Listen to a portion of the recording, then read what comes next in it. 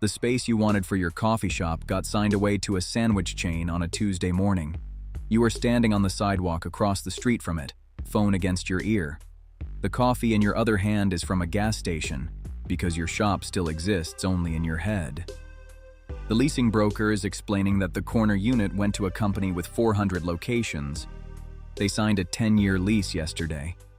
The landlord liked their corporate office more than he liked your business plan, because a corporation keeps paying rent even if one store dies, and you stop paying the day you run out of money. You look at the tall windows you had already arranged tables behind in your head. Somebody else's sign is going up there. That phone call is your first lesson in the coffee business, and it costs you nothing. Everyone who dreams about opening a coffee shop dreams about the espresso machine, the cups, the smell of fresh coffee at 7 in the morning.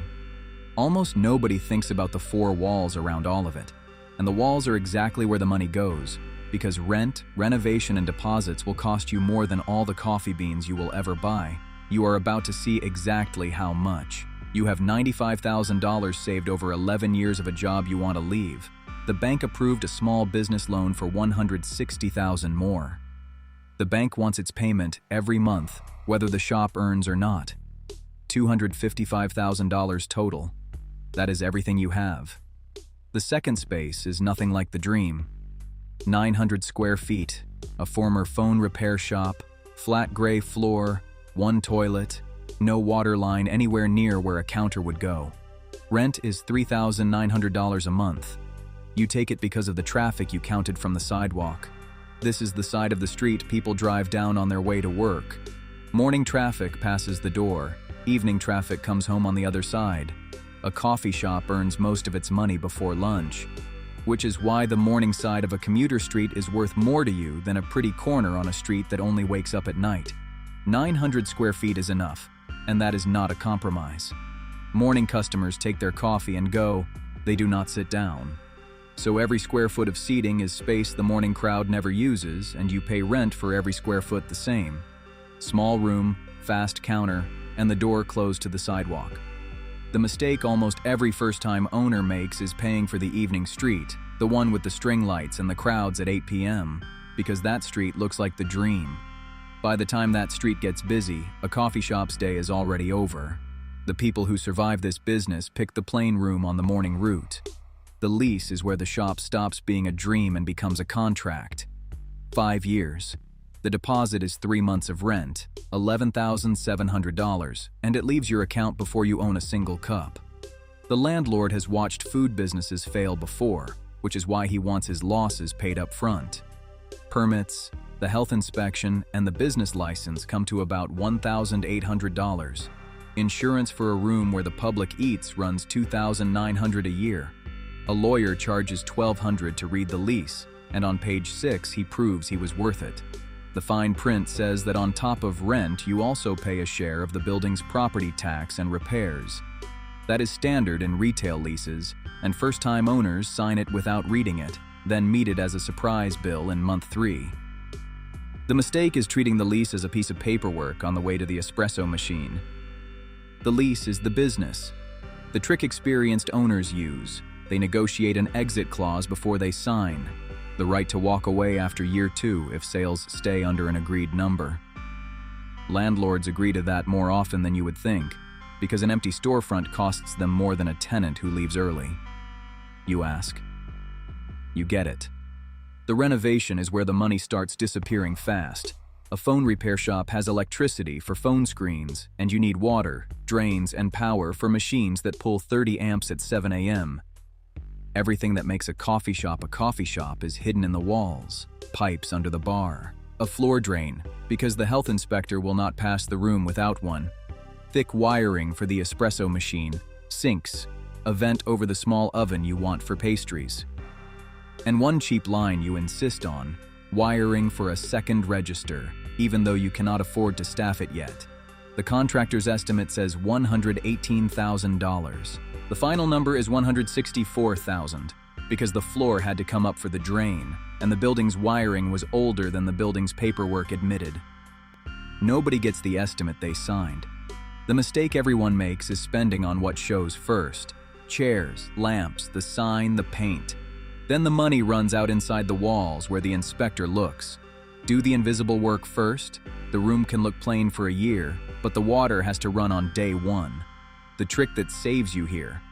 Ask the landlord to pay part of the renovation in exchange for a longer lease. He agrees to $40,000 off your rent over time. He is not being kind. Your pipes and drains stay in his building forever if you ever leave, so he is improving his own property at a discount. Your net cost lands at $124,000. Owners who never ask pay all of it themselves. Next comes the equipment store. In the middle of the floor stands the espresso machine everybody photographs, an Italian model in brushed steel, $17,500. The salesman lets you touch it, because that touch sells more machines than any words. The mistake built into that moment. The beautiful machine does not make coffee any faster than the plain one. It just makes you feel like a real owner. You buy the workhorse model for $9,800 instead, and with the difference, you buy the thing the salesman never starts with. A second grinder, $2,600. Grinding beans is the slowest step in making every drink, so 2 grinders means 2 drinks moving at once. And speed will soon decide whether this shop survives. Add the batch brewer that makes plain black coffee by the potful, the fridges, the pastry case, the ice machine, the register system, the small oven. $54,000 all in. Cash for the machines that last for years. Installments only for the register system that will be outdated in 5 anyway. Buy the $17,000 machine on day 1, and you have spent your money on looks instead of speed. People are the biggest bill in this business, and almost everyone underestimates it. You hire Maya first, a barista with 10 years of morning shifts at a chain coffee bar behind her. She takes your offer of $24 an hour to run the counter because the chain paid her $19 and in 10 years never put her name on anything. Around Maya, you hire 4 part-timers at $16 an hour. With payroll tax, the team costs about $14,200 a month, and you pay that in full even in a bad month. A slow Tuesday costs the same staff money as a great one because the schedule was written on Sunday.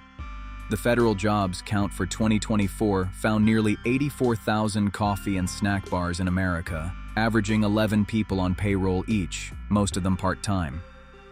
The mistake first-timers make is staffing the whole day evenly, 3 people from open to close, as if customers arrive evenly.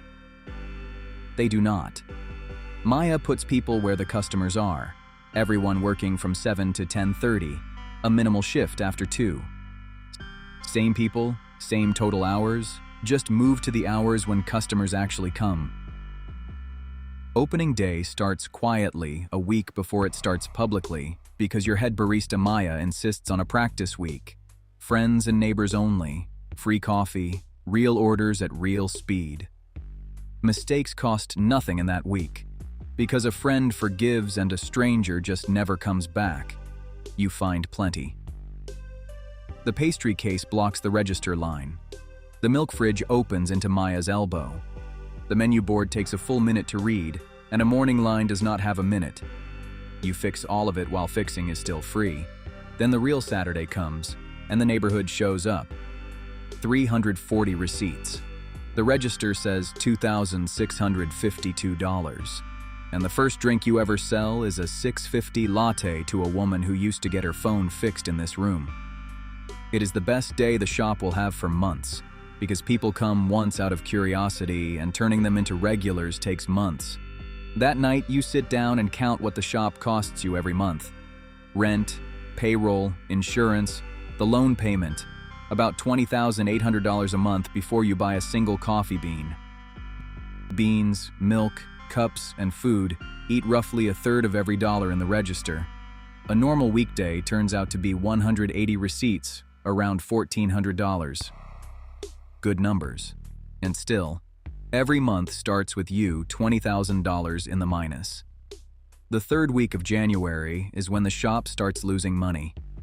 Holiday spending is over, people promise themselves gyms and salads, and the $6.50 latte is the first thing they cut when they decide to be careful. The line thins to nothing by 9:15. 118 receipts on a Tuesday.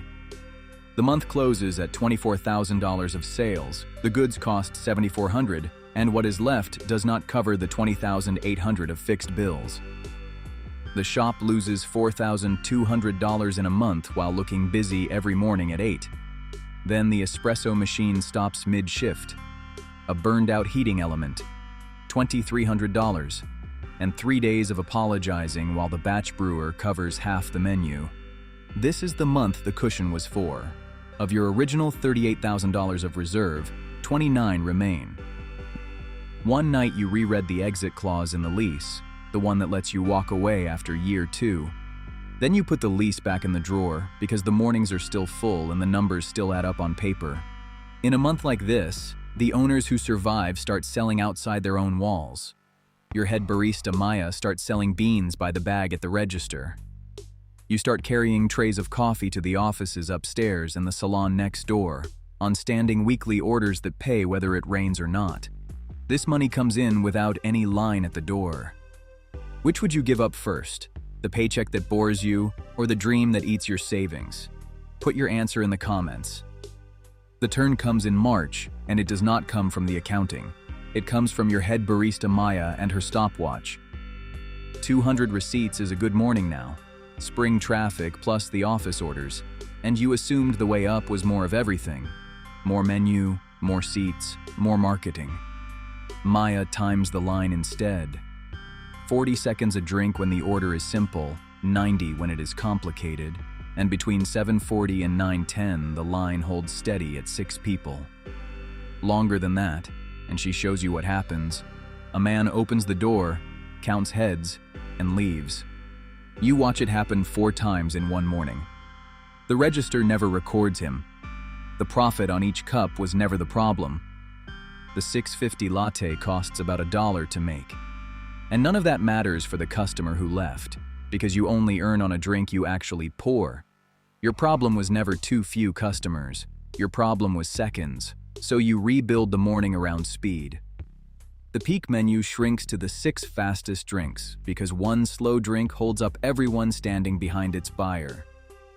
The batch coffee moves to a self-serve counter by the door. You finally turn on the second register that you wired in during the renovation. Maya runs the 2 registers, and you run the espresso machine. 26 more receipts a morning. That sounds small until you multiply it.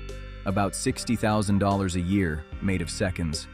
A coffee shop does not live on the profit in each cup. It lives on how many cups it pours in 90 minutes.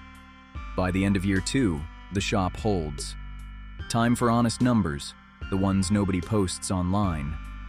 In $249,000 plus the first year of your own work, unpaid. Through the register in year 2, $438,000, one $6.50 latte at a time. Left for you, before your own salary, about $48,000. The job you left paid $52,000. So after 2 years and $250,000, you earn $4,000 less than before and work more hours. And your savings are locked inside this room. To get them back, you would have to sell the shop. Almost nobody says this out loud before you sign a lease. But the shop gives you what the paycheck never did. Nobody writes your schedule anymore. Every decision here is yours. And the shop's income can keep growing, while a salary grows only when your boss allows it. At the current pace, the money you put in comes back in about 5 years, if nothing large breaks. You have heard the scary number, 9 out of 10 close in the first year. That number is folklore. Researchers walked the records of 24,000 restaurants and found that about 1 in 4 changes hands in the first year. The count is from the 90s and prices have moved since, but the share has held up in later checks. Hard, not hopeless. And the disclosure documents that big drive-through coffee chains file with regulators show their weakest quarter of stores earning their owners a few $1,000s a year. A full shop and a paid owner are 2 different things, everywhere in this business. Knowing what you know now, you would change exactly one thing. Build the counter for 2 registers on day 1 and turn both on from the first morning. The $60,000 a year that March found with a stopwatch was standing in the line from the day the doors opened. For the whole first year, those customers kept walking out unserved. 3 things this room taught you. First, most of a coffee shop's profit is decided before it opens. The street you choose, the lease you sign, and the exit clause you ask for set your ceiling before the first cup. Second, count seconds before you count the profit per cup. The $6.50 latte earns nothing when its buyer gets tired of the line and leaves. Third, sell outside your own walls. Bags of beans, office orders, quiet afternoon sales, because the morning line lasts 90 minutes and the bills run all day. The big coffee chains already live by this rule. One of the largest drive-through coffee companies in America writes in its own annual report for 2025 that about 22 cents of every sales dollar comes from canned energy drinks, not coffee. Coffee brings people in, everything else pays the rent. On a Thursday in April, you stand at the espresso machine, and from the registers, your head barista Maya calls the next order.